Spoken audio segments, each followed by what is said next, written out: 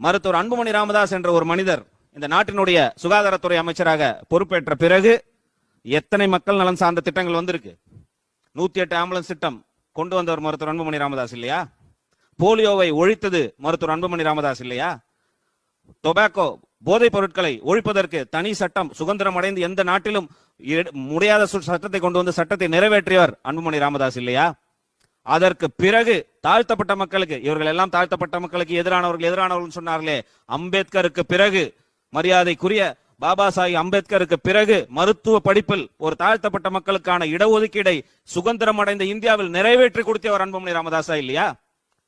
இன்றைக்கு பேசுறோம் அயோத்திதாச பண்டிதரை பத்தி. எப்போ சுதந்திரம் அடைந்து இத்தனை ஆண்டு காலம் ஆட்சி செய்த பிறகு இன்றைக்கு அயோத்திதாச பண்டிதரை பத்தி பேசுறோம். ஆனா 2004ஆம் ஆண்டு பொறுப்பேற்ற பிறகு நேஷனல் இன்ஸ்டிடியூட் ஆஃப் சித்தா தாம்பரத்துல வந்த போது யார் பேரை வச்சார்? அன்புமணி ராமதாஸ் அவர்கள்.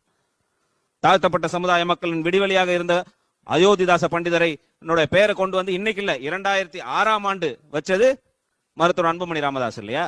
இப்படி தகுதி வாய்ந்த ஒரு தலைவர், மக்களுக்காக சிந்திக்கின்ற ஒரு தலைவர் இந்த ஒரு காரணத்திற்காக ஒதுக்கப்பட வேண்டுமா என்று சிந்திக்க வேண்டியது நீங்கள் தான்.